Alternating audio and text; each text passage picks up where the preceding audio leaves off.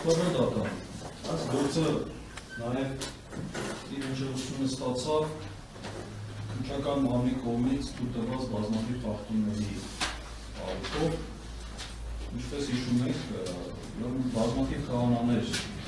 դերման ենթարկվեցին փաստացի և որպես վկա սկսեցին հարձակվելու, ընդ որում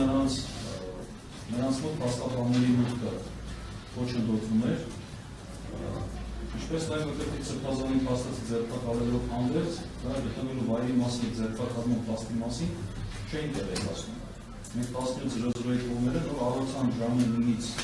այդ գործընթացը սկսել է, մենք 17:00-ի կողմերը նոր իմացել ենք այն էլ մարդու իրավունքների պաշտպանի վերահսկողից։ Եվ այդ առիթով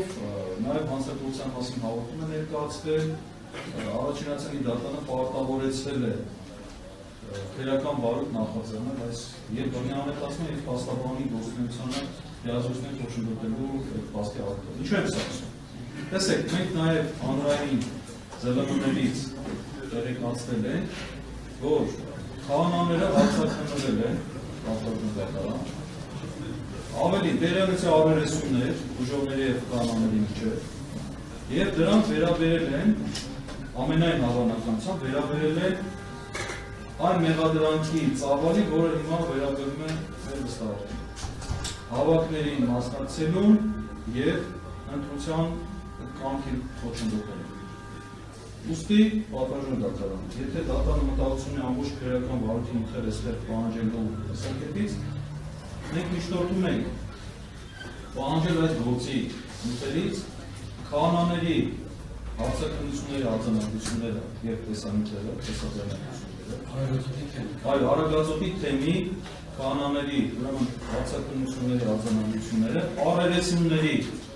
հարցաքննությունների արձանագրությունները, որոնք եղել են ուժողների հետ, քահանա և ուժող, և որոնց մեջ կա որևէ տեղեկություն վերաբերելի հավաքների և ընտրության այդ հանգամանքների։ Այստեղ արդեն մենք չենք մտնի ուրիշ տիրույթ և մենք խոսում ենք հենց մեզ վերաբերել ապացույցների մասին։ Պատվարժան դատարան,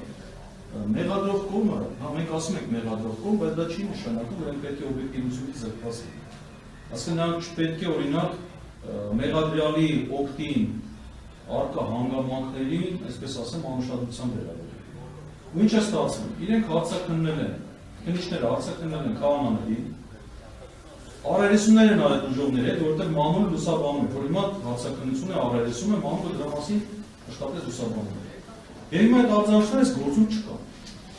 Պարզ է, չէ՞ որ քահանաների, մենք այստեղ նյութերից տեսնում ենք, որ եղել է ժողով, քահանաների ժողով, եւ քահանաների ժողովի ժամանակ է իբրև մեր վստահորեն ինչ-որ բան ասել, արտահայտություն ասել։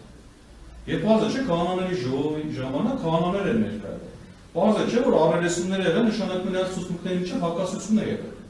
Հիմա պատկերացեք այդ ցուցմունքների չկա, ես այստեղ չեմ ուզում կասկածի դակ դնեմ մեղադրողի կողմի դիտավորյալ որոշ բաներ, դա առանձին, այսպես ասած, վեպի նյութ է, բայց այն որ այդ ապացույցները մեր վստահողքի օգտին են եւ այդ ապացույցները դիտավորել այս վարույթում չեն գտնվում, դա փաստ է։ Եվ բնականաբար մենք նաեւ մեր պաշտպանության իրավունքից ելնելով դատարանին միջնորդում ենք հենց այդ ապացույցները պատվարժան դատարան պահանջել եւ գործի նյութերով հետազոտենք եւ դուք ինքներդ համոզվեք եւ մենք էլ համոզվենք, որ այդ ապացույցներում խոսքը գնում է հենց այս հանգամանքների մասին։ Այո, մենք կարող ենք միջնորդել քահանաներին հրավիրել որպես վկա հարցաքննել, բայց պատվարժան դատարան նաեւ դրանք են ապացույցները։ Պետությունը ռեսուրս է ծախսել, քննիչի դատախազին աշխատավարձ տալով նրանք ժամանակ օգտագործելով այդ մարդկանց կանչել են հարցաքննել, որ ինչի համար են հարցաքննել։ Այսինքն այդ տվյալը պետք է արձանագրվի, եւ այդ տվյալը պետք է փոխանցվի դատարանի սեղանին դրվի, որովհետեւ դատարանը դրա գնահատի։ Ուստի պատվարժան դատարան միջնորդում է գործի ապացույցները պահանջել։